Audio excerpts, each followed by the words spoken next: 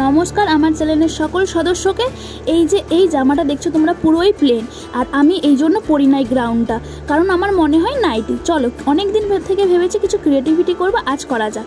আর অনেক দিন মানে যবে থেকে জামাটা কেনা হয়েছে তবে থেকেই আমি ভাবছি আমি এর উপর কোনো কাজ করব, তারপরেই পরবো। আর সেই করতে করতে প্রায় 2-3 বছর তো হয়েই গেছে। আজ ভাবলাম করা যাক। আসলে জামার উপর কোনোদিন কোনো এক্সপেরিমেন্ট করিনি, যদি খারাপ হয়ে যায়, যেহেতু একটা ভালো নতুন জামা, তখন তো আর মা আমাকে আর জ্যান্ত রাখবে না, বলবে এক করে থেকে আর এক করে দিয়েছিস। মা প্রায়ই জিজ্ঞেস করতো, কী রে কবে করবি জামাটা, কী রে কবে করবি জামাটা। আসলে মনে জেদ ছিল না, ভয় লাগছিল, সেরকম কিছু পাচ্ছিলামই না। ফাইনালি ভাবলাম করতে বসি, তো তারপর দেখা যাবে কি করা যায়।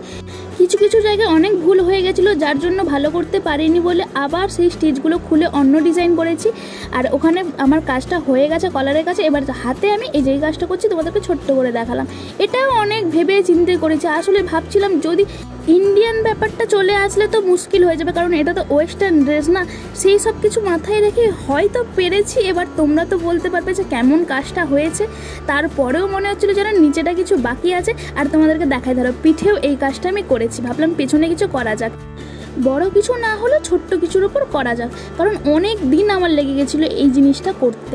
আর এরপরে ভাবলাম জামার নিচেটা কিছু করা যাক, এই জন্য দুটো ড্রেস করলাম। এটাও অনেক খুঁজে খুঁজে ভাবলাম কি করা যায়।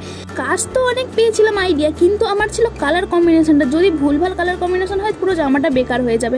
এই জন্য যেই সুতোর কাজ আমি করেছিলাম সেই সুতো দিয়ে ড্রেসি করার চেষ্টা করেছি। একদিকে দেখতে পাচ্ছ তোমরা বড়, আর একদিকে ছোট। এবার ফাইনালি তোমাদের ফুল লুকটা কেমন লাগছে বলো।